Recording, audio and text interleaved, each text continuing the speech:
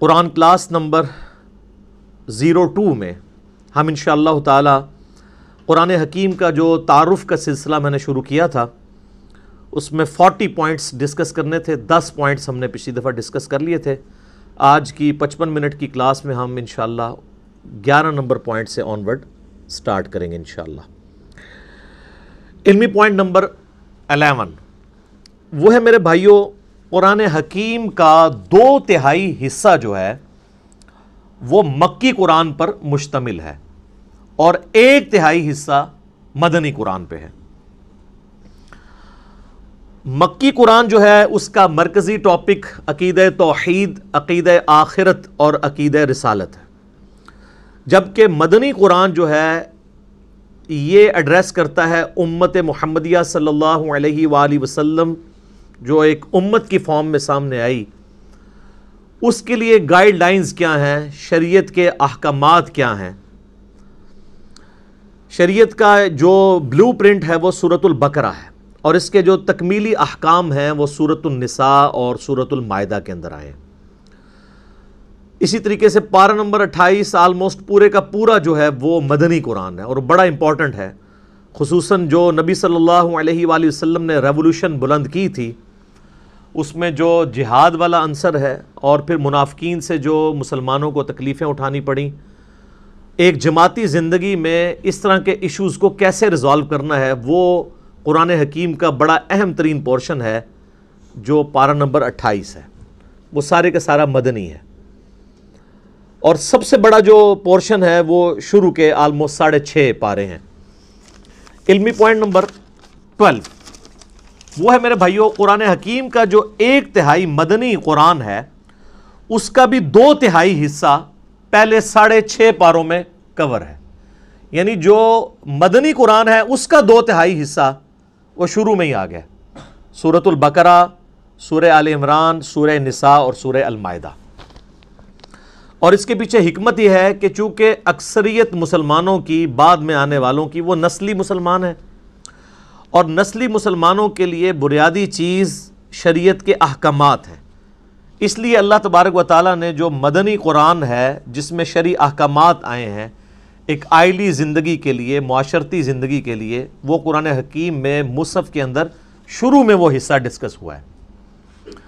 اور دوسری چیز، مسلمانوں کے سوا اگر کوئی اور امتیں ایڈریس ہو سکتی تھیں کہ جو خدا کی ماننے والی ہیں، گاڈ میں بلیو کرنے والی ہیں، وہ جیوز اور کرسچنز تھے، تو ان کو بھی اسی پورشن کے اندر ایڈریس کیا گیا. سورۃ البقرہ پوری کی پوری آلموسٹ اگر آپ دیکھیں اس کا مرکزی ٹاپک جو ہے خصوصاً جو 5ویں رکوع سے لے کے آن ورڈ وہ بنی اسرائیل سے ریلیٹڈ ہے، جیوز سے.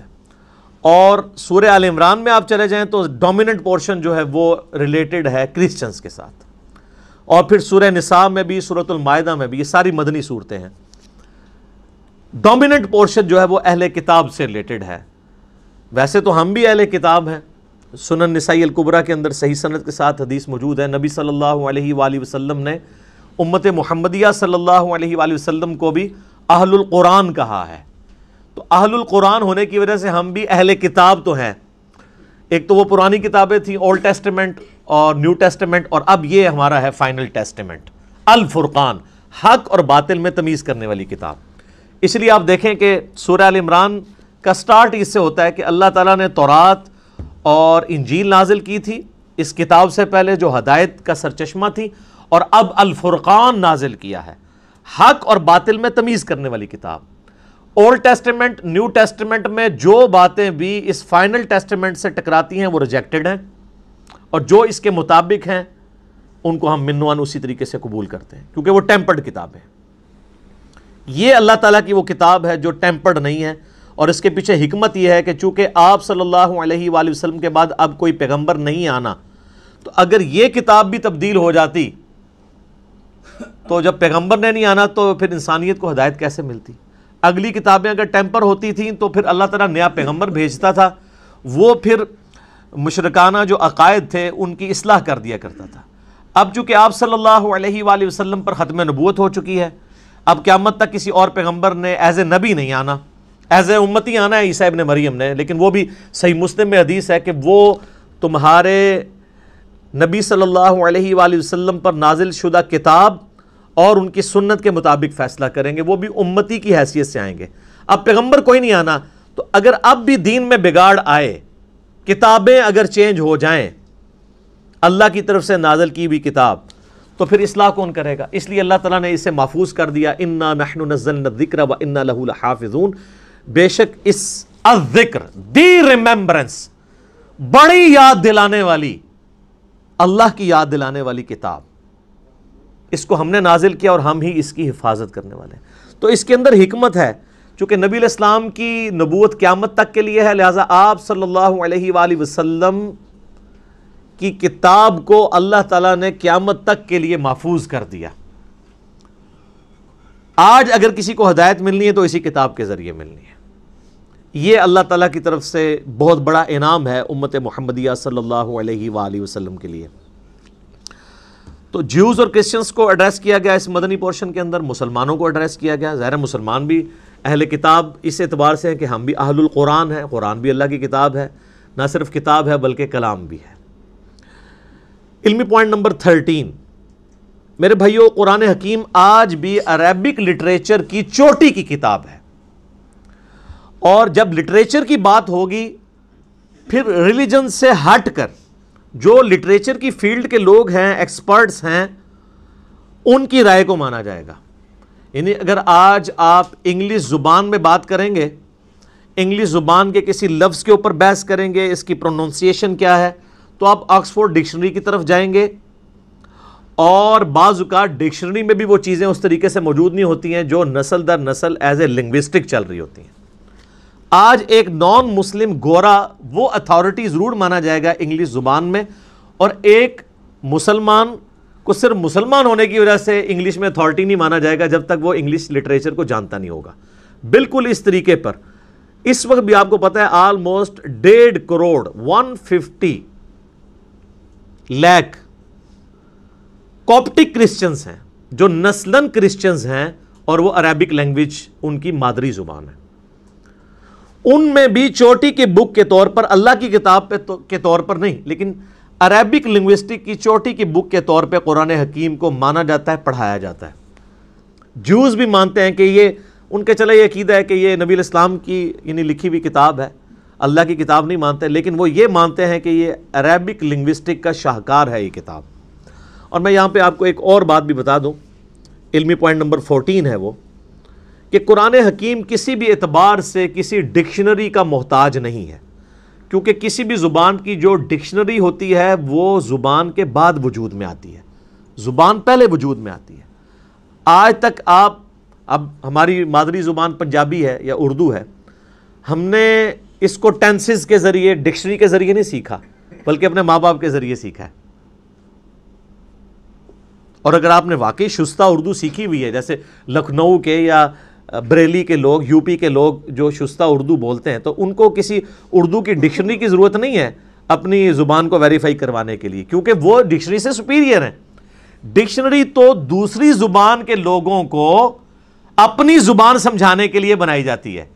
یعنی اگر انگلش لنگوسٹک کے لوگوں نے اس کے ٹینس ڈیوائز کیے تو اس لیے نہیں کہ گوروں کو ان ٹینسز کی ضرورت تھی، اس لیے کہ جو انگریزی سیکھنا چاہے نا وہ اس طریقے سے سیکھے۔ اسی طریقے سے اردو کے جو ہم ٹینسز پڑھتے رہے ہیں تھوڑا بہت انفارمیشن کے طور پہ، وہ اس لیے نہیں کہ ہمیں اردو سکھائی جائے، وہ اس لیے کہ اگر کوئی نان اردو سیکھنا چاہے تو اس کے لیے آسانی ہو۔ اسی طریقے سے جن لوگوں نے عربی سیکھنی ہے ان کے لیے عربی ڈکشنری ہے، جو لوگ عربی جاننے والے لوگ ہیں ان کو ڈکشنری کی ضرورت نہیں ہے۔ اسی لیے کئی ایک چیزیں آپ ڈکشنری میں ایسے دیکھیں گے کہ جو کسی رول میں بیٹھتی نہیں ہیں عربک زبان میں، وہ مستعمل ہوتی ہیں، ڈکشنری کے پوائنٹ آف ویو سے وہ غلط ہوتی ہیں۔ یہ میں اس لیے آپ کو بتا رہا ہوں کہ کتنے نان مسلمز ہیں جنہوں نے قرآن حکیم کی عربی لنگوسٹک کے اوپر بھی اعتراض کیے ہیں، باقاعدہ اس کے اوپر مناظرے رکھے ہوئے ہیں۔ جو کوپٹک کرسچنز ہیں یا جیوز ہیں جو بائی برتھ عربک لینگویج جاننے والے لوگ ہیں، انہوں نے عربک زبان کی ڈکشنری کے مطابق قرآن حکیم میں کچھ غلطیاں ہائی لائٹ کی ہیں کہ یہاں پر یہ لفظ نہیں یہ والا لفظ آنا چاہیے تھا۔ مثال کے طور پر قرآن حکیم میں آپ کو کئی جگہ ملے گا کہ اللہ تعالیٰ انبیاء کرام علیہ السلام کو پلورل کے سیغے سے مخاطب کرتا ہے، جمع کے سیغے سے، لیکن بعد میں جو بات ہو رہی ہوتی ہے وہ سنگولر کے سیغے میں، یعنی قوم عاد نے رسولوں کا انکار کیا. وہ کہتے ہیں جی قوم عاد نے تو ایک رسول کا انکار کیا تھا، یہ جمع کا سیغہ کیوں آیا ہے؟ تو اب قرآن حکیم صرف لٹریچر کی کتاب نہیں ہے، یہ ایک دعوت بھی ہے، تذکیر بھی ہے، نصیحت بھی ہے. تو پھر ہم ان کو بتاتے ہیں کہ چونکہ قرآن کی ڈاکٹرائن یہ ہے کہ جس نے ایک رسول کا انکار کیا اس نے سارے رسولوں کا انکار کیا. لا نفرق بین احد من رسلی، ہم رسولوں میں ایمان لانے میں فرق نہیں کرتے. آج اگر کوئی شخص سارے انبیاء کو مانے، عیسیٰ ابن مریم کا انکار کر دے علیہم السلام، چاہے وہ نبی علیہ السلام کے لیے اپنی جان بھی دینے کے لیے تیار ہو جائے، ہم اسے کافر کہیں گے، کیونکہ ایک پیغمبر کا انکار بھی سارے نبیوں کا انکار ہے. تو جب کہا جاتا ہے کہ قوم عاد نے رسولوں کا انکار کیا، قوم سمود نے رسولوں کا انکار کیا، وہ کہتے ہیں جی جمع کے سیغے سے بات کیوں ہو رہی ہے، انہوں نے تو وقت کے ایک پیغمبر کا انکار کیا تھا. تو ہم کہتے ہیں کہ انہوں نے ایک وقت کے پیغمبر کا انکار کر کے گویا سارے پیغمبروں کا انکار کر دیا، پوری اس ڈاکٹرائن کا انکار کر دیا. تو اس طرح کی وہ پھر عربی لنگوسٹک کے اعتبار سے وہ غلطیاں نکالنے کی کوشش کرتے ہیں. تو یاد رکھیے گا کہ قرآن حکیم کی عربک کو کبھی بھی آپ نے عربی ڈکشنری سے نہیں سمجھنا، بلکہ عربک جو مستعمل ہے عرب کے بادیہ نشین لوگوں کی، اس کے مطابق سمجھنا. جو میں نے پچھلی دفعہ بتایا تھا کہ قرآن حکیم جو آراب تھے، پینڈو لوگ، گاؤں کے رہنے والے لوگ، بادیہ نشین ریگستانوں میں رہنے والے لوگ، ان کے ڈائلیکٹ میں قرآن حکیم نازل ہوا ہے، اور آج وہ اسی طرح کی عربی بولتے ہیں. ویسے تو قرآن حکیم کی برکت سے آلموسٹ عربک جو ہے وہ فریز ہو چکی ہوئی ہے. مصر کے اندر تھوڑا بہت فرق ہے عربک لینگویج کا، لیکن وہ چند ایک الفاظ میں پچھلی دفعہ ڈسکس کر چکا ہوں، اس لیے میں اس کو لے کے نہیں چلوں گا آگے. اور میں آپ کو بتاؤں کہ کئی مسلمان بھی ہیں جنہوں نے صرف قرآن حکیم کو سپیریئر ثابت کرنے کے لیے عربی ڈکشنری کے باقاعدہ خود قرآن حکیم میں ڈکشنری کے پوائنٹ آف ویو سے جو غلطیاں بنتی ہیں نا وہ نکال کے کتابیں لکھی ہوئی ہیں کہ ڈکشنری تو یہ کہتی ہے قرآن میں یہ لفظ اس طرح آیا. اور وہ اس لیے نہیں کہ وہ قرآن کی غلطی نکال رہے تھے، بلکہ وہ بتانا چاہ رہے تھے کہ قرآن حکیم سپیریئر ہے ڈکشنری پہ. ڈکشنری تو بعد میں بنی ہے. تو وہی پھر وہ اٹھاتے ہیں کچھ لوگ اور وہ کہتے ہیں نہیں قرآن میں یہ فالٹ، یہ فالٹ، یہ فالٹ. باقاعدہ اس کے اوپر مناظرے بھی ہوئے ہیں، مسلمانوں نے پھر اس کو کلیریفائی بھی کیا ہے، کتابیں بھی لکھی گئی ہیں اس ٹاپک کے اوپر. علمی پوائنٹ نمبر 15، قرآن حکیم میرے بھائیوں ہمارے محبوب صلی اللہ علیہ وآلہ وسلم نے اپنی مبارک زندگی میں خود لکھوایا تھا. اس کی ایک ایک آیت، اس کی صورتوں کی ترتیب، اور کس جگہ پہ کون سی آیت مکمل ہوتی ہے، کون سی صورت پہلے ہے کون سی بعد میں ہے، سورۃ الفاتحہ سے لے کر سورۃ الناس تک ایک ایک ٹائنیز ڈیٹیل یہ ہمارے محبوب صلی اللہ علیہ وآلہ وسلم نے خود لکھوائی ہے ریٹن فارم میں. قرآن بھی کہتا ہے نا الذی علم بالقلم. قرآن حکیم کی جو پہلی 5 آیات سورۃ العلق کی نازل ہوئی ان میں اللہ تعالیٰ نے پین کے بارے میں کہا ہے کہ پین کے ذریعے، قلم کے ذریعے اللہ نے علم کو سکھایا ہے. نسل در نسل علم ٹرانسفر ہوا ہے پین کے ذریعے. اب اسی کی ماڈرن فارم آپ کے سافٹ ویئرز ہیں، پی ڈی ایفس ہیں، جو کچھ بھی ہیں الٹیمیٹلی پین ہی ہے نا. چاہے وہ ان پیج میں آپ ٹائپ کر لیں یا مائکروسافٹ آفس میں ٹائپ کر لیں، وہ پین ہی ہے ماڈرن فارم میں، سافٹ فارم میں. تو نبی علیہ السلام وہی لکھواتے تھے، پھر وہی لکھوانے کے بعد پھر آپ کراس چیک کرتے تھے. بخاری مسلم میں درجنوں احادیث اس پر گواہ ہیں. آپ علیہ السلام لکھوا کے پھر کہتے تھے پڑھو، وہ پڑھ کے سناتے تھے. پھر نبی علیہ السلام اس کو اگر کہیں پر غلطی ہوتی تھی ریکٹیفائی کرتے تھے لکھنے میں. اور پھر سورۃ القیامہ میں اللہ تعالیٰ نے باقاعدہ اس چیز کو ایڈریس کیا ہے کہ نبی صلی اللہ علیہ وآلہ وسلم کو اللہ تعالیٰ نے حکم دیا کہ جب قرآن نازل ہو آپ اپنی زبان کو تیزی سے حرکت نہ دیا کریں کہ اسے کریم کر لیں. ہمارے ذمے ہے آپ کو اس قرآن کو یاد کروانا اور اس کا بیان بھی. اس کانٹیکسٹ میں بخاری میں حدیث بھی ہے، عبداللہ ابن عباس کہتے ہیں کہ نبی علیہ السلام کے سینے پہ جب قرآن نازل ہوتا تو آپ اپنی مبارک زبان کو تیزی سے حرکت دیتے تھے، جو کچھ آپ کے سینے میں آتا تھا اسے بیان کرنے ریپیٹ کرتے تھے تاکہ میں کہیں بھول نہ جاؤں. تو اللہ تعالیٰ نے کہا یہ آپ بھولیں گے نہیں، یہ ہمارے ذمے ہے قرآن کو یاد کروانا بھی اور اس کا بیان بھی، اس کی تشریح بھی سنت اور احادیث کی فارم میں. یہ اللہ تعالیٰ نے اپنے ذمے لیا. آپ علیہ السلام لکھواتے تھے، پھر کاؤنٹر ویریفائی کرتے تھے، سنتے تھے. حتیٰ کہ بخاری میں آتا ہے کہ نبی علیہ السلام سے ہر سال حضرت جبرائیل علیہ السلام دورہ قرآن کیا کرتے تھے. جتنا قرآن نازل ہوا ہوتا تھا نا آپ علیہ السلام حضرت جبرائیل کو سنایا کرتے تھے اسی ترتیب سے، کون سی آیت کس جگہ پہ رکھی ہوئی ہے، کس صورت میں. یہ اکٹھی تو نہیں نازل ہوئی، بعض مکی صورتیں ایسی ہیں ان میں مدنی آیات ہیں، وہ اللہ تعالیٰ نے وحی کے ذریعے بتایا کہ جو مصحف لوح محفوظ میں اس کی ترتیب یہ ہے، آپ نے اس طریقے سے امت کو لکھوانا ہے، تو آپ علیہ السلام لکھواتے تھے۔ بلکہ جبرائیل علیہ السلام سے پھر دورہ قرآن ہوتا تھا، اس دورہ قرآن میں جبرائیل علیہ السلام آپ علیہ السلام سے قرآن سنتے تھے، اور بخاری میں حدیث ہے کہ سیدہ فاطمہ نے آپ علیہ السلام کی وفات سے کچھ عرصہ پہلے آپ علیہ السلام سیدہ فاطمہ کو ملنے گئے یا آپ کو ملنے کے لیے آئیں، تو آپ صلی اللہ علیہ وآلہ وسلم نے ان کے کان میں ایک بات کہی تو وہ رو پڑیں، اور ایک اور بات کی تو وہ ہنس پڑیں۔ پہلے آپ نے یہ بات کی کہ ہر سال جبرائیل علیہ السلام میرے پاس ایک دفعہ آتے تھے دورہ قرآن کے لیے، اس دفعہ 2 دفعہ آئے ہیں، مجھے لگتا ہے کہ میں آئندہ برس زندہ نہیں رہوں گا۔ تو اس پہ سیدہ فاطمہ رو پڑی۔ پھر آپ علیہ السلام نے ان کے کان میں کہا کہ کیا تم اس بات پہ خوش نہیں ہو کہ اللہ تعالیٰ نے تمہیں جنتی عورتوں کی سردار بنایا ہے، اور میرے مرنے کے بعد سب سے پہلے میرے اہل بیت میں سے تم مجھے آ کے ملو گی۔ 6 مہینے بعد ان کی ڈیتھ ہو گئی۔ تو اس پہ سیدہ فاطمہ خوش ہوئیں۔ یہ حدیث بخاری مسلم دونوں میں ہے۔ اما عائشہ کہتی ہیں حضور کی زندگی میں نے کوشش ہی نہیں کی میں سیدہ فاطمہ سے یہ پوچھوں کہ حضور علیہ السلام نے آپ کے کان میں کیا باتیں کی تھی جس پہ آپ روئیں اور ہنسی۔ پھر حضور کی وفات کے بعد میں نے سیدہ فاطمہ سے کہا کہ فاطمہ، جو میرا حق ہے تم پر، میں تمہاری ماں لگتی ہوں، اس حق کے سبب میں تم سے سوال کرتی ہوں کہ نبی علیہ السلام نے تمہارے کان میں کیا بات کی تھی۔ پھر انہوں نے دونوں باتیں ریپیٹ کی، تو 2 دفعہ دورہ قرآن کیا۔ لہذا یہ جو ایک دجال عورت پیدا ہوئی تسلیمہ نسرین بنگلہ دیش میں، جس نے کہا کہ یہ قرآن حکیم کی ترتیب جو ہے یہ توقیفی نہیں ہے، بلکہ یہ خود سے لوگوں نے، صحابہ کرام نے اپنے اعتبار سے اس کو کیا مینج، نہیں، نبی علیہ السلام نے اس کی ترتیب اسی طریقے سے لکھوائی ہے جو اللہ تعالیٰ نے وحی کے ذریعے آپ کو بتائی تھی۔ اور آپ علیہ السلام امی تھے۔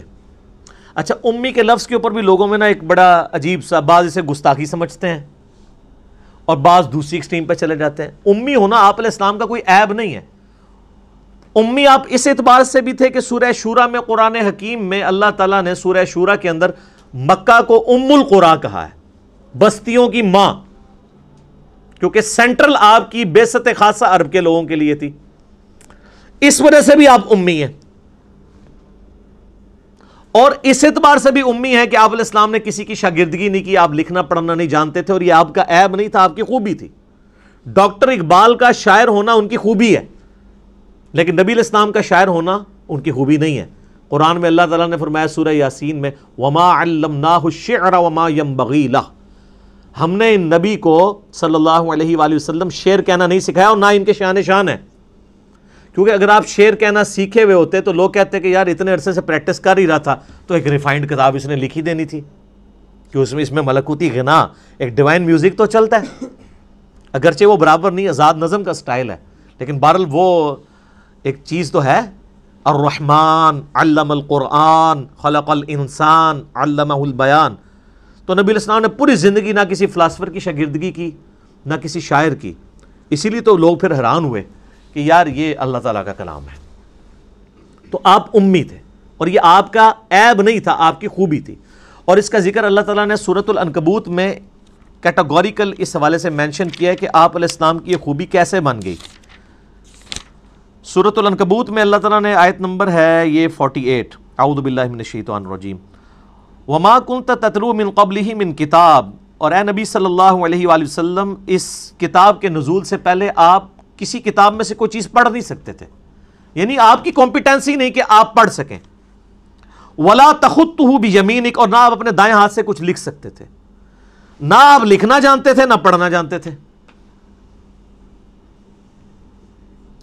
اذا لارتاب المبطلون، اگر ایسا ہوتا تو یہ بات شک والوں کو شک میں ڈال دیتی کہ یہ کتاب آپ نے خود لکھ لی ہے۔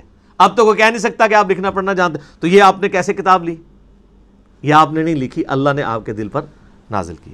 بل ہوا آیات بینات، بلکہ یہ تو اللہ کی آیات ہیں، فی صدور الذین اوتوا العلم، ان کے سینوں میں جن کو اللہ نے علم دیا ہے۔ وما یجحد بآیاتنا الا الظالمون، اور ہماری آیات سے تو انکار نہیں کرتے مگر ظالم لوگ۔ وقالوا لولا انزل علیہ آیات من ربی، اور یہ کہتے ہیں کہ اس نبی کو کوئی معجزہ کیوں نہیں ان کے رب کی طرف سے دیا گیا۔ اچھا، یہ آیت قرآن میں درجنوں دفعہ آتی ہے، اور ایک بندہ حیران ہو جاتا ہے کہ ہم تو بچپن سے اتنے حضور کے معجزے سن رہے ہیں، اور قرآن میں بار بار کافر اعتراض یہی کر رہے ہیں کہ آپ کو معجزہ کیوں نہیں دیا گیا۔ معجزات ہیں بخاری مسلم میں، ٹینجیبل فارم میں، فزیکل فینومینا آف نیچر توڑنے والے حسی معجزات، لیکن قرآن حکیم میں جو وہ معجزات وہ ڈیمانڈ کرتے تھے نا، وہ سورہ بنی اسرائیل میں ہے، جس میں نے 4 لیکچر دیے ہیں، مثلا number 131 A B C D، 9 معجزات وہ مانگتے تھے۔ وہ کہتے تھے ہمارے سامنے آسمان پہ چڑھ کے بتاؤ، اور صرف چڑھنے کو نہیں مانیں گے، اوپر سے ہمارے سامنے یوں کتاب لے کے نازل ہو، آپ یوں اشارہ کرو تو آپ کے لیے نہریں رواں ہو جائیں، باغات میں پھل اگنے شروع ہو جائیں۔ تو اللہ تعالیٰ نے ساری باتوں کے جواب میں کہا کہ تم کہتے ہو میں ایک بشر ہوں، ایک انسان ہوں۔ تو معجزہ نبی علیہ السلام کا جس پہ دعوی نبوت ہے نا، وہ ایک ہے، وہ یہ کتاب ہے، کیونکہ قیامت تک کے لیے نبوت ہے۔ آج آپ علیہ السلام کی جو بخاری مسلم میں معجزات ہیں کہ آپ علیہ السلام نے پانی کے ایک پیالے میں ہاتھ رکھا تو 1500 صحابہ نے وہ پانی پیا، جانوروں کو پلایا، سٹور کر لیا۔ اور بخاری مسلم میں جابر بن عبداللہ کے الفاظ ہیں، واللہ اگر ہم 1,00,000 بھی ہوتے تو وہ پانی زیادہ تھا جو ایک پانی کے پیالے میں سے آپ کی مبارک انگلیوں سے نکل رہا تھا۔ اور واللہ یہ معجزہ جو ہے نا حضرت موسیٰ کے معجزے سے بھی بڑا ہے۔ حضرت موسیٰ علیہ السلام تو پتھر پہ آسا مار کے پتھر سے پانی نکل آتا ہے، گوشت میں سے پانی نہیں نکلتا، لیکن اس کو دعوی نبوت کے لیے کلیم نہیں کیا گیا۔ یہ تو صحابہ کے سامنے ہوا۔ دعوی نبوت کے لیے صرف قرآن ہے، کیونکہ ہم اس معجزے کی ویڈیو نہیں نا آج دکھا سکتے۔ کس طرح کلیم کریں قرآن کی؟ ہم کہتے ہیں یہ لے چیک کریں، اس کو سائنس پہ پیش کریں، کسی اعتبار سے چیک کریں۔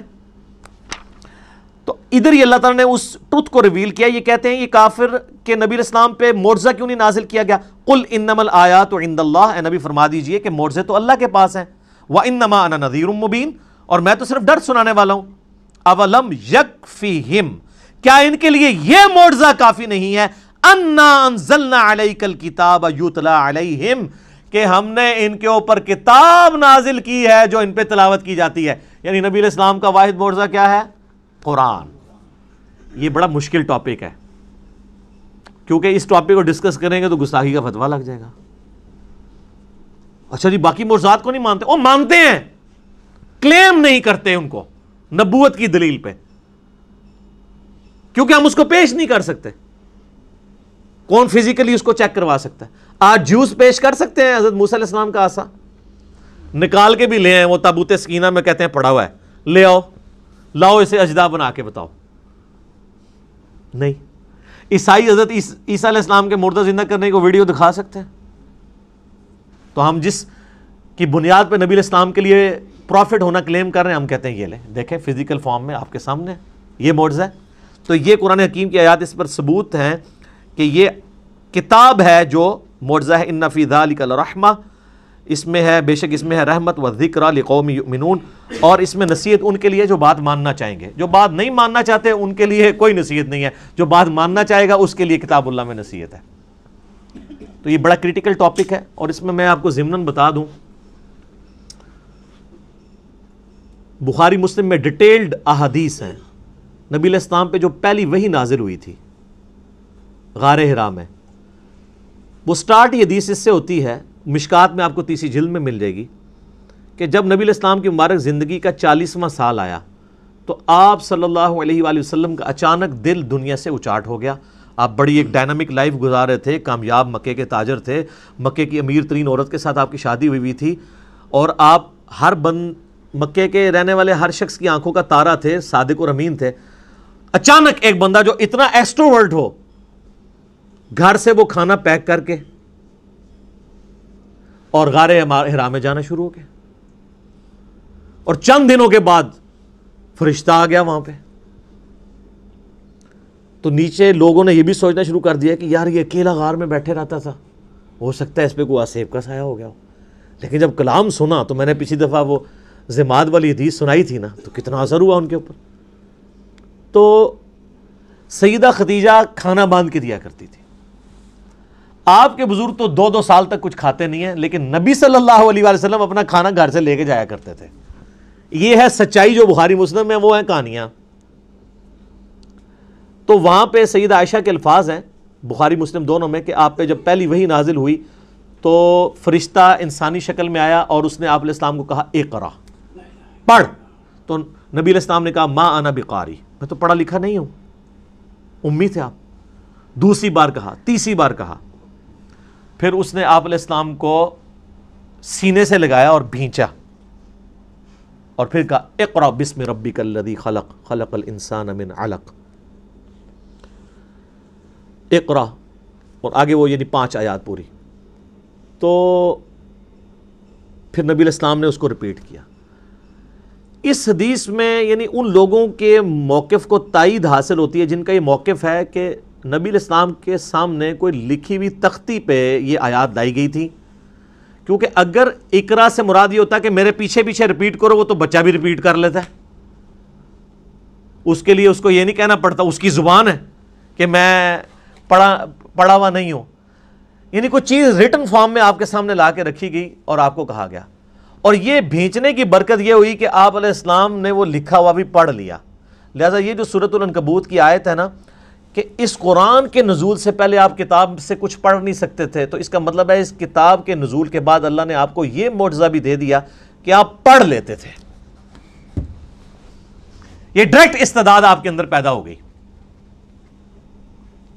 پھر آپ نے وہ آیات پڑھی، پھر آپ واپس آئے کانپتے ہوئی حالت میں، سیدہ خدیجہ کو کہا مجھے کمبل اڑا دو، انہوں نے تسلی دی.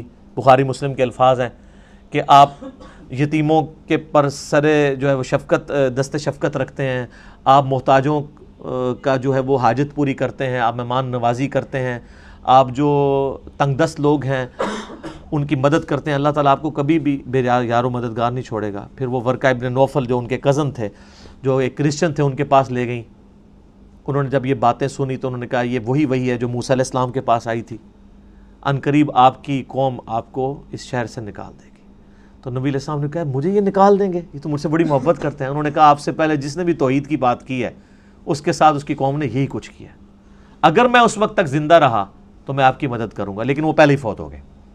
ورقہ ابن نوفل رضی اللہ تعالیٰ عنہ، نبی علیہ السلام کی انہوں نے یعنی جو نبی ہونا ہے اس چیز کو پہچان لیا، حالانکہ وہ نابینا تھے صرف کلام سن کے. تو اس سے پتہ چلتا ہے کہ آپ علیہ السلام بعد میں یعنی پڑھنے کی استعداد آپ میں آ گئی تھی، اور لکھنے کی بھی بالکل ایسا نہیں تھا کہ آپ بالکل کچھ نہیں لکھ سکتے تھے. ان لوگوں کے موقف کو تائید ہوتی ہے کہ وہ یہ کہتے ہیں کہ نبی علیہ السلام اس کتاب کے نزول سے پہلے، الفاظ ہے اس کتاب کے نازل ہونے سے پہلے، نہ آپ دائیں ہاتھ سے لکھ سکتے تھے نہ پڑھ سکتے تھے، کیونکہ بعد میں لکھنا ثابت بھی ہے. میرا یوٹیوب پہ ایک کلپ ہے نبی علیہ السلام کی ہینڈ رائٹنگ، لیکن آپ کو مہارت نہیں تھی لکھنے میں، کیونکہ جس بندے نے کبھی لکھا نہ ہو تو کبھی کبھار وہ لکھے تو مہارت نہیں ہوتی. اور وہ حدیث ہے بخاری میں جو صلح حدیبیہ کا معاہدہ لکھا جا رہا تھا، محمد رسول اللہ کو کٹوایا تھا سہیل ابن عمر نے، بعد میں خیر مسلمان ہو گئے، کہ ہم تو آپ کو اللہ کا رسول نہیں مانتے تو آپ محمد بن عبداللہ لکھیں. سر عمر سیریز دیکھ لیں، اس میں ساری چیزیں فلمائی ہوئی ہیں. تو پھر نبی علیہ السلام نے مولا علی سے کہا، تو انہوں نے کہا یا رسول اللہ میں آپ کا نام نہیں مٹاؤں گا. حالانکہ حکم ادب پہ فوقیت رکھتا ہے، لیکن نبی علیہ السلام نے بھی اس چیز کو سمجھا کہ محبت کی وجہ سے ہی کہہ رہا ہے. پھر آپ نے فرمایا اچھا مجھے بتاؤ میں خود کاٹتا ہوں. تو بخاری کے الفاظ ہیں آپ نے محمد رسول اللہ پر لکیر پھیر کے اپنے مبارک ہاتھوں سے محمد ابن عبداللہ لکھا. اور وہ راوی حدیث کہتا ہے کہ نبی علیہ السلام لکھ رہے تھے لیکن آپ لکھنے پہ مہارت نہیں رکھتے تھے، یعنی آپ کی ہینڈ رائٹنگ اتنی واضح نہیں تھی. بہرحال آپ نے جو بھی تھا وہ لکھ لیا. یعنی چاند ایک الفاظ لکھنے سے ثابت ہو گیا آپ علیہ السلام تھوڑا بہت لکھ بھی لیتے تھے. پڑھنے کی استعداد آپ میں آ گئی تھی، اور ویسے بھی وہی کو آپ کاؤنٹر ویریفائی کرتے تھے سننے کے بعد. کئی کاتبین وہی اس میں یعنی شامل تھے جو جن کی ڈیوٹیز اس حوالے سے نبی صلی اللہ علیہ وآلہ وسلم نے لگائی ہوئی تھی. تو یہ امی کو میں نے کلیئر کر دیا کہ امی کا مطلب کیا ہے. یعنی یہ نعوذ باللہ اس کا مطلب کوئی جاہل ہونا نہیں ہے، یعنی آپ علیہ السلام کا یہ معجزہ تھا. اللہ تعالیٰ نے آپ کو اس طریقے سے رکھا. جس طرح حضرت عیسیٰ علیہ السلام کا معجزہ تھا کہ وہ یعنی شیرخارگی کی عمر میں بول پڑے تھے، نبی علیہ السلام کا معجزہ یہ تھا کہ 40 سال کی عمر تک پہنچتے ہوئے، یعنی لیونر کیلنڈر کے مطابق اور سولر کیلنڈر کے مطابق 39 ایئرز، لکھنا پڑھنا آپ نہیں جانتے تھے. اسی جب یہ کتاب آئی تو کسی نے یہ شک نہیں کیا جو سورۃ العنکبوت میں آیا، تاکہ لوگ شک میں نہ پڑ جائیں کتاب آپ نے لکھی ہے. تو یہ اللہ کا ڈیوائن پلان تھا، اس میں فٹ ان یہی پھر سکیم بیٹھتی تھی جو اللہ تعالیٰ نے رکھی. یہ اس کی حکمت ہے. علمی پوائنٹ نمبر 16 میرے بھائیوں، قرآن حکیم کی یہ جو موجودہ کتابی شکل ہے، اس کتابی شکل میں پہنچتے ہوئے آلموسٹ 25 سال اس کو لگے ہیں. اس 25 سالوں میں نبی علیہ السلام پہ جو قرآن نازل ہوا ہے وہ والے 23 سال شامل نہیں ہے،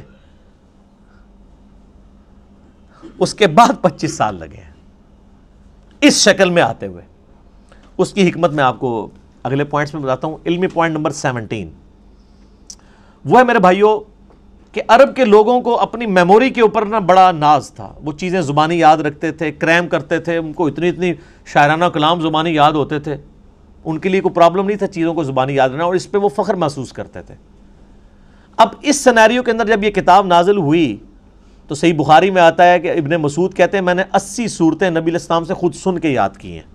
آپ نماز میں پڑھتے تھے، آپ ذرا کریمنگ کا لیول دیکھیں کہ نماز میں وہ تہجد کی نماز میں سن رہے ہیں اور یاد بھی کر رہے ہیں، اتنے ان کے مضبوط حافظے تھے۔ ابھی بھی دیکھ لیں، آپ چھوٹے بچوں کو لگا لیں، کتنے بچے ہیں 8-9 سال کی عمر میں پورا قرآن حفظ کر جاتے ہیں، ابھی بھی کوئی مشکل نہیں ہے، لیکن وہ اب تھوڑا سا چونکہ ہمارا موڈ چینج ہو گیا، ہماری پرائورٹیز چینج ہو چکی ہیں، اس لیے وہ والا معاملہ پیچھے چلا گیا۔ ہم زیادہ تر لکھی ہوئی چیزوں کے اوپر اعتماد کرتے ہیں، زبانی یاد رکھنے کے اوپر توجہ نہیں کرتے، اس لیے یہ ذرا مسئلہ آہستہ آہستہ پیچھے چلا گیا۔ اب چونکہ ان کو اپنی کریمنگ کے اوپر ناز تھا، یاد کرنے کے اوپر ناز تھا، اس لیے وہ قرآن پاک کے حافظ سینکڑوں کی تعداد میں صحابہ کرام میں موجود تھے۔ لیکن صحیح بخاری میں آتا ہے جب جنگ یمامہ ہوئی مسیلمہ کذاب کے خلاف، اس جنگ میں کئی حفاظ شہید ہوئے، تو پھر حضرت عمر نے آ کے مشورہ دیا کہ ہم یہ جو سکیٹرڈ فارم میں کہیں ہڈیوں پہ، کہیں چمڑے کی کھال کے اوپر، کہیں لکڑی کے اوپر لکھی ہوئی نبی علیہ السلام کی لکھوائی ہوئی وہی موجود ہے، اس کو ایک جگہ جمع کر کے کتابی شکل 2 گتوں کے درمیان لے آئیں۔ تو حضرت ابوبکر چونکہ سنت کی پیروی کرنے والے تھے، پہلا جواب ان کا وہی تھا کہ میں وہ کام کیوں کروں جو نبی علیہ السلام نے خود نہیں کیا۔ پھر حضرت عمر ان کے ساتھ بحث کرتے رہے کہ اس کی ضرورت ہے، حتیٰ کہ حضرت ابوبکر کہتے ہیں اللہ نے میرا سینہ کھول دیا۔ پھر مشورہ طے پایا کہ زید ابن ثابت جو بڑے انٹیلیجنٹ بندے تھے اور سب سے زیادہ ڈومیننٹ وہی انہوں نے لکھی ہوئی تھی، ان کو بلایا گیا، ان کے ذمہ یہ کام لگایا گیا، وہ بھی ریلیکٹنٹ ہوئے۔ پھر ان کے ساتھ صحابہ نے بحث کی، وہ مان لیا انہوں نے، اور بخاری میں الفاظ ہیں، انہوں نے کہا کہ اگر مجھے حضرت ابوبکر یہ ڈیوٹی لگاتے نا، یہ پورا پہاڑ یہاں سے یہاں شفٹ کرنا ہے، تو وہ آسان کام تھا۔ قرآن پاک کی ذمہ داری میرے پہ لگانا ایک پوری امت کے اعتبار سے میرے پہ بڑی ذمہ داری تھی۔ زبانی لوگوں کو یاد تھا، آج بھی حافظ ہی اس کو پڑھ کے اینڈ پہ آپ دیکھتے نہیں لکھا ہوتا ہے ہم نے قرآن کو حرف حرف پڑھا، اس میں کوئی غلطی نہیں ہے، یہ کوئی نسخے سے نہیں میچ کرتا، کریمنگ کوئی حفاظ نہیں اس کو۔ لیکن حضرت ابوبکر یہ چاہتے تھے جو نبی علیہ السلام نے اپنے نوٹس لکھوائے ہیں اس کے ساتھ کاؤنٹر ویریفائی کیا جائے، اور اس کے لیے طے پایا کہ ریٹن ریکارڈ موجود ہونا چاہیے، جو بھی آپ اس میں لکھیں گے اور کم از کم 2 بندے اس کو ریٹن میں جسٹیفائی کریں گے۔ لیکن اس میں ایک آیت ایسی تھی کہ جس کا ریٹن ریکارڈ صرف ایک بندے کے پاس تھا، صحیح بخاری میں آتا ہے، وہ تھے حضرت خزیمہ ابن ثابت انصاری رضی اللہ تعالیٰ عنہ، اور کسی کے پاس مل نہیں رہا تھا۔ صحابہ کو یہ اجداج سے پتا تھا، کیونکہ الفاظ ہیں کہ گم پائی، تو گم وہی بندے کو پتا ہوتا ہے جس کو یاد ہو کہ میں نے سنی ہوئی ہے اور اب لکھی بھی نہیں مل رہی۔ جب یاد بھی نہ ہوتا، اس کے بعد صحابہ کو اجداج میں تھی کہ یہ آیت ہے، ریٹن فارم میں حضرت خزیمہ کے پاس ملی، دوسرا کوئی گواہ نہیں تھا۔ پھر صحابہ کو یاد آیا کہ ان کی تو گواہی حضور نے 2 کے برابر کی ہوئی ہے، اور وہ معجزہ آپ کی وفات کے بعد ظاہر ہوا۔ یہ پروفیسیز اور جو علامات النبوہ ہیں، اور وہ واقعہ بڑا مشہور ہے۔ نبی علیہ السلام نے ایک یہودی کے ساتھ ایک جانور کا سودا کیا، آپ گھر جب رقم لینے کے لیے، مال لینے کے لیے گئے، پیچھے سے کسی نے اس کو زیادہ قیمت لگا دی، وہ مکر گیا۔ آپ علیہ السلام واپس آئے تو اس نے کہا آپ نے سودا ہی نہیں کیا۔ آپ نے فرمایا تم مجھے نہ دو لیکن کم از کم مجھے جھوٹا تو نہ کرو۔ انہوں نے کہا نہیں، آپ نے سودا ہی نہیں کیا، اگر کیا تو گواہ لائیں۔ گواہ کوئی بھی نہیں تھا، تو حضرت خزیمہ وہاں سے گزر تھے، انہوں نے کہا میں گواہی دیتا ہوں کہ تم نے سودا کیا۔ معاملہ رفع دفع ہو گیا۔ جب وہ چلا گیا تو حضور نے کہا تم نے کیوں گواہی دی صلی اللہ علیہ وسلم؟ ان کا یا رسول اللہ میں نے آپ کے کہنے پہ اتنی بڑی بڑی گواہیاں دی ہیں، تو یہ تو بہت چھوٹی گواہی ہے، آپ کی شخصیت کو جب میں نے مان لیا۔ یعنی ہمارے پورے دین اسلام کی بنیاد جو ہے نا وہ رسول اللہ پہ کھڑی ہوئی ہے صلی اللہ علیہ وسلم۔ اس قرآن کو ہم نے اللہ کی کتاب کس کے کہنے پہ مانا ہے؟ نبی صلی اللہ علیہ وسلم کے کہنے پہ۔ قبر کے عذاب کو، آخرت کے معاملات کو، جنت کو، یہ ساری چیزیں آپ کے کہنے، تو ان کا جب میں نے اتنی بڑی بڑی چیزیں، یہ تو چیز ہی کوئی نہیں۔ تو آپ علیہ السلام نے پھر ان کو آنری طور پہ فرمایا تھا کہ ہر معاملے میں 2 گواہوں کی ضرورت ہے۔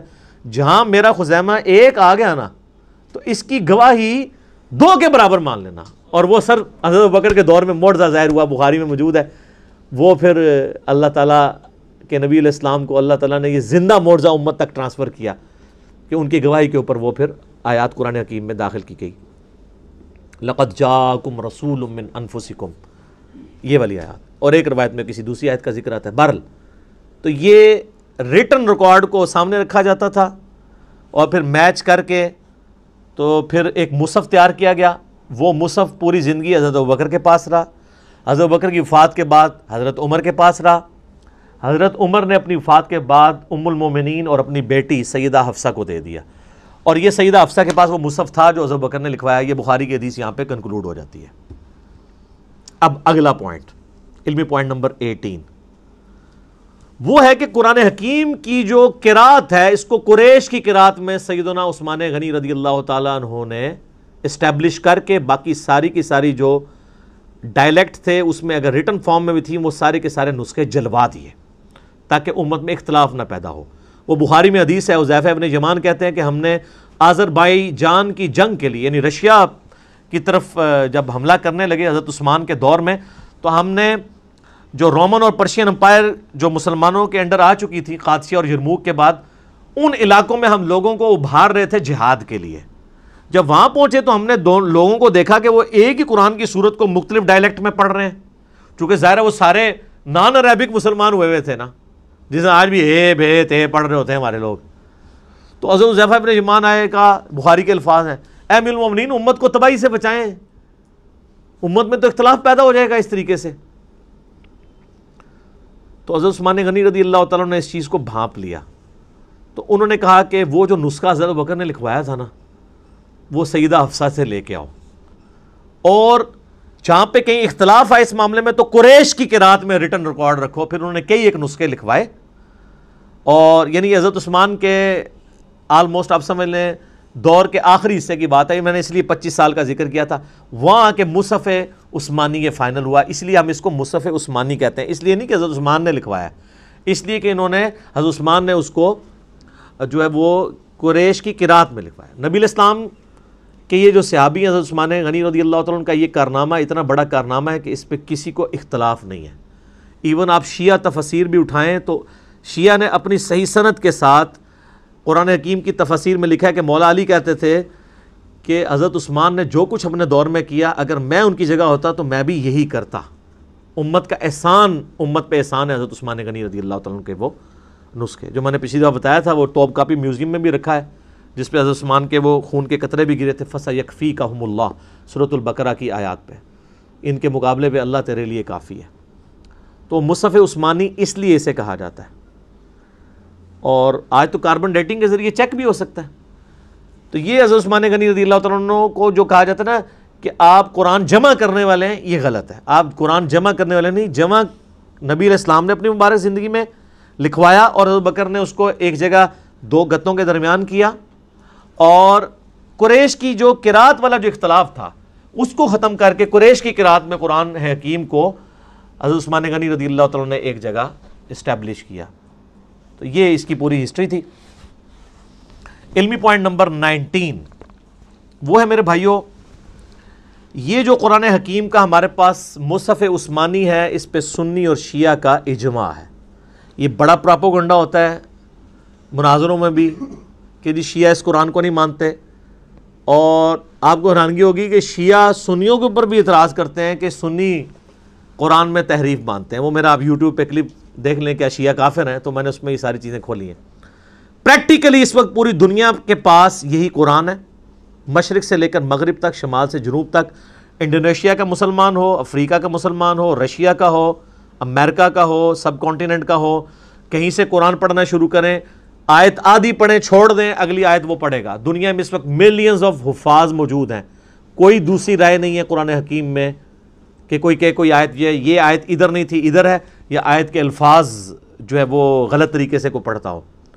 یہ مصحف عثمانی جو میرے ہاتھ میں ہے یہ بلو بائنڈنگ میں آپ دیکھ رہے ہیں, یہ شاہ فہد پرنٹنگ پریس سعودیہ سے شائع ہوا ہے, اور یہ کاتب نے کمال رائٹنگ, یہ خط نسق میں لکھا ہوا ہے, جو ہم تاج کمپنی والی جو رائٹنگ ہے جو ہم یہاں سب کانٹیننٹ کے لوگ پڑھ سکتے ہیں, محمدی بولڈ فونٹ جسے کہتے ہیں, آلموسٹ اس کے قریب ہے, بل اتنا نہیں ہے وہ.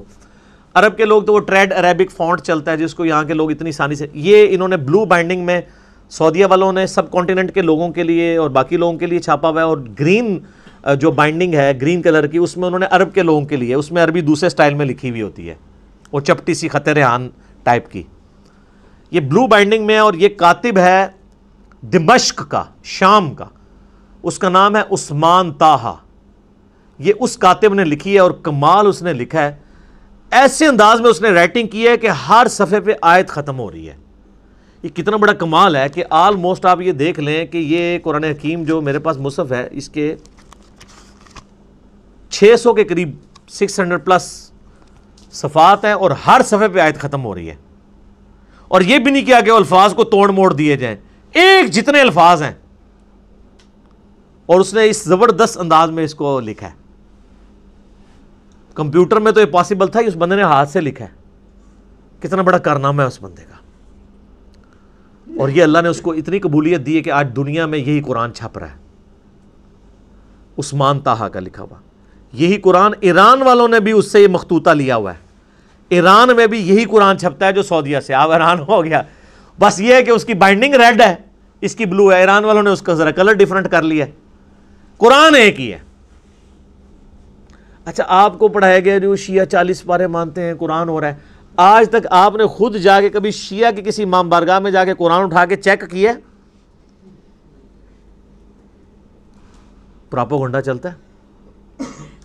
سر جب آپ اس طرح کے جھوٹے پراپیگنڈے کرتے ہیں نا, پھر اس کا نقصان یہ ہوتا ہے کہ جو مخالف ہے نا, وہ اپنے اس عقیدے میں اور کانفیڈنٹ ہو جاتا ہے کہ یہ تو ہے ہی اتنے جاہل ہیں, جو اتنے جھوٹے ہمارے اوپر الزامات لگا رہے ہیں, تو ان کی باقی باتیں بھی غلطی ہوں گی. ایک اور آپ نے بڑا جھوٹ سنا ہوگا جی, وہ شیعہ میں حافظ قرآن کوئی نہیں ہوتا. اسماعیلیوں کے بارے میں بھی بہت مشہور ہے. سر اسماعیلیوں میں ایسے ایسے خاندان ہیں کہ ہر بچہ ہی حافظ ہے. مجھے کوئی سے ایک بھائی نے ای میل کی, وہ بتانے لگا وہ اسماعیلی تھا, پھر میرے لیکچر سن کے وہ جو ہے وہ فرقہ واریت سے نکلا. تو مجھے بتانے لگا کہ ہمارے خاندان میں کوئی بندہ ایسا نہیں جو حافظ نہ ہو, لیکن بس حافظ ہی ہے, بلکہ حافظ ہے پنجابی والا, ترجمہ نہیں آتا, عقیدے قرآن کے مطابق نہیں. اور یہاں مشہور کیا ہے جی, وہ شیعہ حافظ نہیں ہو سکتا. وہ اس لیے کہ شیعہ کے اندر یہاں پہ اب مدرسے بننے شروع ہیں حفظ کے, تو ادھر اس ہمارے سب کانٹیننٹ میں ٹرینڈ نہیں ہے حفظ کرنے کا, چونکہ یہاں پہ زیادہ مدرسے تھے سنیوں کے, سنی یعنی بریلوی, دیوبندی, اہل حدیث تینوں. یہاں پہ وہ حفظ کرواتے تھے, پورا سسٹم چل رہا, تو ظاہر ہے وہ حافظی بن کے نکلنے تھے. تو لیکن ایران میں آپ چلے جائیں, وہاں حفظ کے مدرسے ہیں, ہزاروں حافظ ملیں گے آپ کو. یہاں پہ بھی اب انہوں نے کچھ سلسلہ شروع کیا تو حفاظ ملیں گے. ہمارے پاس ہمارے وہ جو حیدر بھائی آتے ہیں, وہ قوم یونیورسٹی سے پڑھے ہوئے ہیں, تو وہ حافظ بھی ہیں, اور ماشاءاللہ بہترین پروننسیشن ہے ان کی. تو یہ یعنی ایک جھوٹا پراپوگنڈا کیا جی وہ حافظ نہیں ہو سکتا, چونکہ یہ قرآن کو مانتے نہیں, لہٰذا ان میں حافظ ہی کوئی نہیں ہے. کہانی ہے, چل رہی ہے, 40 پارے ہیں, وہ جی 30 پارے, وہ 10 پارے, وہ کہتے ہیں بکری کھا گئی. اللہ, یہ بکری کھانے والی حدیث سنن ابن ماجہ میں ہے. وہ تو شیعہ پیش کرتے ہیں, یہ تو آپ کی کتاب میں لکھا ہے بکری کھا گئی, اور حدیث بھی ٹھیک ہے. وہ بکری کھانے سے کیا ہو گیا؟ یہاں پہ بھی آپ دیکھیں کئی بار قرآن پاک کے نسخے جو ہے دریا میں دریا برد ہوئے ہوتے ہیں, کوئی ڈسپوز آف ہوئے ہوتے ہیں, تو وہ قرآن جو ہے وہ تو اس لکھے ہوئے مصحف کا محتاج ہی نہیں ہے. آج دنیا سے سارے مصحف ختم کر دیں تب بھی قرآن ختم نہیں ہوگا. اسی لیے بخاری میں آتا ہے اللہ تعالیٰ علم جو ہے نا سینوں سے سلب کر کے نہیں نکالے گا, بلکہ علماء کو موت دے کر نکالے گا. جب تک سارے حافظ مر نہیں جاتے ہیں نا, قرآن نہیں دنیا سے ختم ہو سکتا. لکھا ہوا بے شک سارا ریکارڈ ختم کر دیں. یہ اللہ تعالیٰ نے غیر معمولی حفاظت لی ہے. اسی لیے میں آپ کو بتا رہا ہوں کہ مصحف لکھتی کمپنی ہے, تاج کمپنی یا ضیاء القرآن پبلیکیشن یا قدرت اللہ کمپنی, لیکن اس کو سرٹیفائی حافظ قرآن کرتا ہے کہ یہ صحیح لکھا ہوا ہے. وہ حافظ قرآن کیا وہ حضرت عثمان کا نسخے کو سامنے رکھ کے میچ کرتا ہے؟ نہیں. جو اس کو کریم کروایا گیا نسل در نسل, عملی تواتر سے, اجماع سے. اور یہ اتنا سٹرونگ سسٹم ہے کہ امام کعبہ بھی غلطی کرے اسے پیچھے لقمہ مل جاتا ہے. آج تک کسی بڑے سے بڑے عالم نے جب غلطی کی ہو, کوئی احترام میں چپ رہتا ہے؟ لقمہ ملتا ہے سر, کوئی پڑھ نہیں سکتا. اب تو خیر ان کے لیے اور مصیبت کھڑی ہو گئی ہے نا, اب لوگوں نے smart phone air flight mode میں رکھے ہوتے ہیں. پہلے تو حافظ اتنی لمبی چھلانگیں مار جاتے تھے تراویح میں, تو وہ سامنے کے ساتھ ملی بھگت ہوتی تھی کہ جو اس کو ویک پورشن یاد ہوتا تھا اس پہ چھلانگ مار دیتا تھا. اب چھلانگ مار ہی نہیں سکتا, اس لیے حفاظ کی بھی چھانٹی ہو رہی ہے. اب پکے حافظ ہی صرف قیام اللیل کروا سکتے ہیں رمضان کا, کچے حافظ کروا بھی نہیں سکتے, پکڑے جائیں گے, چھلانگ مار ہی نہیں سکتے. اچھا پھر وہ اتنے سارے ساموں سے تو نہیں کوئی لڑ سکتا, ایک سامے کو تو کہہ سکتا ہے. ہم نے تو بڑی لڑائیاں ہوتی دیکھی ہیں کہ سامے غلطی نکالتا تھا تو 2-3 تو بس برداشت کرتے تھے, پھر وہ ایسے آنکھیں نکالتے تھے اگلی بار وہ پڑھتے جاتے تھے. لیکن اب اتنے لوگ کھڑے ہیں, وہ تو نہیں پھر چھوڑیں گے کہ یہ آپ کیا پڑھ رہے ہیں. اس لیے اب آپ دیکھیں پکے حافظ, اچھا قرآن پڑھنے, اب لوگوں میں شعور بھی ہے یار قرآن سننا ہے ہم نے, یعلمون تعلمون نہیں سننا. تو لوگ بڑی یعنی کنسنٹریشن کے ساتھ ایسی مساجد کے اندر جاتے ہیں جہاں سکون سے قرآن پڑھا جاتا ہو, لوگ قرآن کو انجوائے کرتے ہیں. یہ یعنی اسمارٹ فون کی برکت اس حوالے سے ہے. اب اس دن سے ڈریں کہ یہ علماء یہ فتوی نہ دے دیں کہ اسمارٹ فون میں قرآن پڑھنا اور سننا حرام ہے, تاکہ ان کی جان چھوٹ دے. ہاں ایک بندے نے کہا, میرا کوشچن بھی چڑھا ہوا ہے, کیا موبائل پہ قرآن پڑھ سکتے ہیں؟ اس نے کہا جی قرآن پڑھ تو سکتے ہیں لیکن اس قرآن کا ثواب نہیں ملے گا. ایک کہانی کرا لی ہے. تو پھر میں نے اسے پھکی دی تھی کہ صحابہ کرام کو دیکھ کے قرآن پڑھتے تھے, ان کو زبانی پہ ثواب ملتا تھا. تو ہم اگر مصحف سے نہیں دیکھ کے پڑھ رہے ہیں, موبائل سے دیکھ کے پڑھ رہے ہیں, تو ہم تو ڈبل کام کر رہے ہیں, پڑھ بھی رہے ہیں اور دیکھ بھی رہے ہیں, تو ہمیں اتنا بھی ثواب نہیں ملے گا. وہ تو خالی زبانی پڑھتے تھے, سوائے ان لوگوں کے جن کے پاس مصحف تھا اور وہ حافظ نہیں تھے. تو یہ حفاظ والا بھی پورا پراپوگنڈا کیا ہوا جی کہ جی وہ حافظ جناب ہو ہی نہیں سکتا کوئی. علمی پوائنٹ نمبر 20, اور وہ ہے میرے بھائیوں, قرآن حکیم کی 7 قرات اسٹیبلش ہیں. اگرچہ ہم ایک ہی قرات کو لے کے چل رہے ہیں جو امام حفص, جو عبداللہ ابن مسعود کے یعنی آگے سے شاگردوں میں سے ہیں, وہ قرات دنیا میں اسٹیبلش ہے, اسی میں امام کعبہ قرات کرتا ہے, بڑے بڑے قرات کے مقابلے اسی میں ہوتے ہیں. لیکن جو باقی جو 6 قرات تھیں وہ اللہ تعالیٰ نے, بخاری مسلم میں حدیث ہے, نبی علیہ السلام نے فرمایا, میرا 7 قرات کے اوپر کلپ بھی ہے کہ اللہ تعالیٰ نے امت کو آسانی دی. لیکن وہ قرات جو ہے وہ اس طریقے سے صرف جو 7 عشرہ جن قرآن نے کورس کیا ہوا ہے ان کو آتی ہے. بعض جگہ پہ وہ پڑھی بھی جاتی ہے, یعنی یہ جو سوڈان کے اندر یا فلسطین میں کچھ لوگ ہیں جو عام قرات کے اندر بھی اس کو پڑھتے ہیں. مثلا یہ اب جو مالک یوم الدین ہے نا, ایک قرات میں یہ مالک یوم الدین بھی ہے, ٹھیک ہے. وَالضُّحَىٰ وَاللَّيْلِ اِذَا سَجَا, تو ایک قرات میں ہے یہ وَالضُّحَىٰ وَاللَّيْلِ اِذَا سَجَے. یہ ڈائلیکٹ بدل گیا. جو میں نے بتایا تھا نا, ہم یہاں پہ کہتے ہیں ادھر آ, اور پنڈی کے لوگ کیا کہتے ہیں ادھر آ. یہ وہی ہے وَالضُّحَىٰ وَالضُّحَىٰ. تو یہ مختلف قرات چل رہی ہیں, اور اب سعودی عرب نے 7 قرات والے قرآن بھی چھاپ دیے ہیں. ہر قرات کا قرآن لادہ سے یعنی پڑھنے کے. ویسے تو عرب کے لوگوں کو تو یہ جو اعراب ہے, یا اس کو حرکات کہنا اپروپریٹ ورڈ ہے, اعراب تو نہیں کہنا چاہیے. اعراب تو وہ حالت ہوتی ہے جس میں وہ حرکات زبر زیر پیش کی وجہ سے چلا جاتا ہے. یہ ایک لفظ آراب ہے. آراب کہتے ہیں پینڈو لوگ, بادیہ نشین. قالت الاعراب آمنا. اعراب ایک لفظ ہے اعراب زیر کے ساتھ, جو ہم اپنی لنگوسٹک میں اسے زبر زیر پیش کہتے ہیں. ویسے اپروپریٹ ورڈ اس کے لیے حرکات ہے. ان حرکتوں کی وجہ سے, حرکات کی وجہ سے جو اعرابی حالت بنتی ہے نا, وہ یعنی عربی لنگوسٹک کے پوائنٹ آف ویو سے, جیسے کہ ویسے لفظ ہے حالت رفع میں ہوتا ہے لفظ محمدن, لیکن دروشی میں کیا ہے محمدن. کیوں؟ علی آ گیا, اللہم صلی علی محمدن. لیکن اذان میں محمدن ہے, کیوں؟ انا آ گیا, انا کی وجہ سے پیش زبر میں بدل گیا. اشہد ان محمد در رسول اللہ. کلمے میں ہم پڑھتے ہیں محمد الرسول اللہ, اور اذان میں پڑھتے ہیں محمد در رسول اللہ, اور دروشی میں محمدن. زبر زیر پیش کا فرق دیکھا آپ نے؟ تو یہ مختلف حالتیں آ جاتی ہیں. تو یہ حرکات کی عرب کے لوگوں کو ضرورت نہیں ہوتی ہے. عرب کے لوگوں کو آپ سمپل زبر ڈال کے دینا, اور وہاں پر کھڑی زبر آتی ہو جو ڈبل کھینچی جاتی ہے, 1 الف کے برابر 2 حرکات, وہ اس کو ڈبل ہی کھینچیں گے, ان کی زبان پہ چڑھے گا ہی نہیں. تھوڑی بہت جن لوگوں کو عربی کے ساتھ شغف ہے نا, وہ بھی اگر الفاظ پڑھیں گے نا تو ان کو فوراً غلطی پتہ چل جائے گی, یار یہ اس طرح نہیں ہے, یہ لفظ اس طرح ہو ہی نہیں سکتا. الفاظ کی یعنی کھینچنے کے اعتبار سے حروف مدہ جو ہیں یا حرکات ہیں یا حروف لین ہیں, وہ ان کو پتہ چل جاتا ہے. مجھے خود کئی بار پتہ چل جاتا ہے, وہ زبان پہ چڑھتا ہی نہیں ہے لفظ. پھر مجھے تو چونکہ عربی میں نے کورس بھی پورا کروایا ہوا ہے, اللہ کے فضل سے 5.5 لاکھ سے زیادہ لوگ دیکھ چکے ہیں. 2 سال میں جو قاری کورس کراتے ہیں نا قرات کا, میں نے اس کو 90 منٹ کے اندر سارا پورے کا پورا ہی کور کر دیا اللہ کے فضل سے. وہ 90 منٹ کوئی دیکھ لے ایک نشیز میں بیٹھ کے, وہ ایک قاری کے برابر شاید اس سے بھی اچھی کر لے اگر وہ اس رولز کے مطابق چلنا شروع کر دے، وہ مشکل نہیں ہے۔ تو یہ جو 7 قرات ہیں قرآن حکیم کی اسٹیبلش ہیں، اور ابن مسعود کے بارے میں آتا ہے بخاری مسلم میں کہ وہ معوذتین آخری 2 صورتوں کو قرآن کا حصہ نہیں مانتے تھے، لیکن یہ چیز جو ہے نا وہ بعض لوگ تو کہتے ہیں یہ روایتیں جعلی ہیں، لیکن میرے نزدیک روایتیں ٹھیک ہیں۔ اصل میں عبداللہ ابن مسعود ان کو دعاؤں کے طور پہ مانتے تھے، اور بعد میں انہوں نے رجوع کیا ہے، کیونکہ امام حفص کی جو قرات ہم تک چل رہی ہے، جو اس وقت امام عاصم حفص کی، وہ ابن مسعود کی قرات ہے، تو اس میں تو معوذتین موجود ہیں، پوری دنیا کے مسلمان اسے لکھتے ہیں اور پڑھتے ہیں، ایز اے قرآن اسے یاد کرتے ہیں۔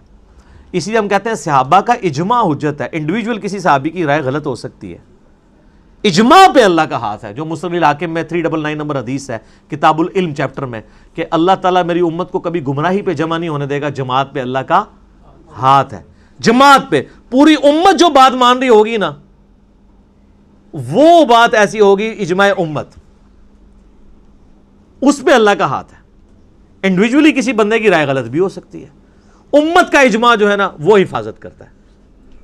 ٹھیک ہو گیا؟ تو یہ 7 قرات والا ایک بڑا کریٹیکل ایشو ہے، میں نے اسی لیے اس کے اوپر حدیثیں بھی بخاری مسلم کی پیش کر کے نا ایک 7 قرات کا مسئلہ آپ یوٹیوب پہ لکھیں، 7 قرات کا اختلاف، ایک ویڈیو ریکارڈ کروا دی ہے، کیونکہ بعض لوگ غیر مسلم بھی اعتراض کرتے ہیں 7 قرات کی، ایسے وہ کہتے ہیں آپ کا کلیم ہے کہ قرآن کا ورژن کوئی نہیں ہے، قرآن ایک ہی ہے پوری دنیا میں، پھر 7 قرات کہاں سے آ گئیں؟ اور پھر سعودیہ والوں نے 7 قرات چھاپ بھی دی ہیں اب ریٹن فارم میں، اب وہ لا کے دکھاتے ہیں، وہ کہتے ہیں جی دیکھیں جی آپ کے قرآن میں تو یہ لفظ ایسے لکھا ہے، اس میں تو یوں لکھا ہوا ہے، اور اس میں صرف زبر زیر کا بھی فرق ہوتا نا تب بھی کام چل جاتا، مالک یوم الدین اور مالک یوم الدین، یہ تو چل جائے گا کہ چلیں لکھنے میں دونوں ایک طرح ہی ہیں۔